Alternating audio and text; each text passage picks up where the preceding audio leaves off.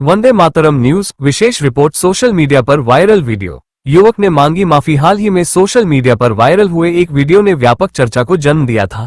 Train में यात्रा कर रहा एक युवक अपने दोस्तों के साथ गाना और शायरी प्रस्तुत कर रहा था।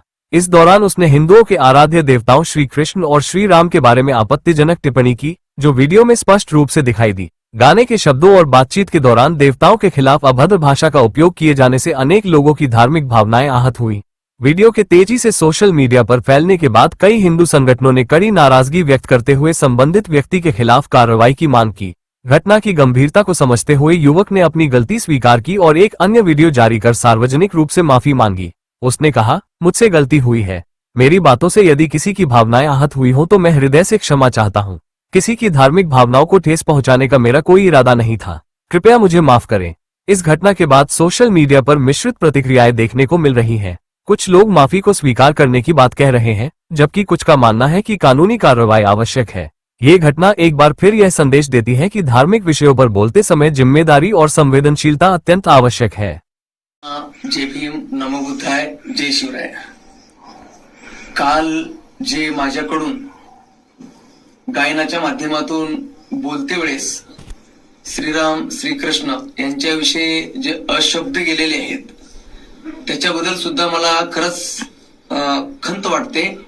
कारण एक धर्माचा माणूस दुसऱ्या धर्मावर वाईट विचाराने बोलून किंवा त्याची निंदा करून याचा कुठला धर्म होऊ शकत नाही।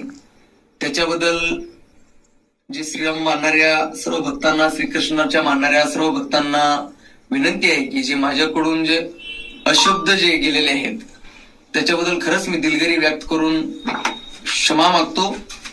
आणि खऱ्याच अर्थाने जर बघायला गेलं, मी पहिल्यापासूनच माझ्या गायनाच्या माध्यमातून संत तुकाराम महाराज, छत्रपती शिवाजी महाराज, महात्मा ज्योतिबा फुले, डॉक्टर बाबासाहेब आंबेडकर सर्व महापुरुषांच्या विचारानेच माझे कार्यक्रम असतात। परंतु माणूस हा चुकीचा पुतळा आहे आणि अचानक मध्ये काल मी गायनाच्या माध्यमातून काही बोलत असताना माझ्याकडनं अशब्द या शब्दाचा उल्लेख झाल्यामुळे परत एक बार देशामधल्या तमाम सर्व भारतीय संविधान सर्वांनाच स्वातंत्र्याचा अधिकार दिलाय। प्रत्येक धर्म आपल्या आपल्या पद्धतीने आपल्या आपल्या विचाराने वागू शकतो। त्याच्याबद्दल जर माझ्याकडून बोलते वेळेस जे काही अशब्दाचा वापर झालेला असेल तर तमाम देशामधल्या सर्व श्री भक्तांना मी विनंती करून दिलगिरी व्यक्त करून क्षमा मागतो।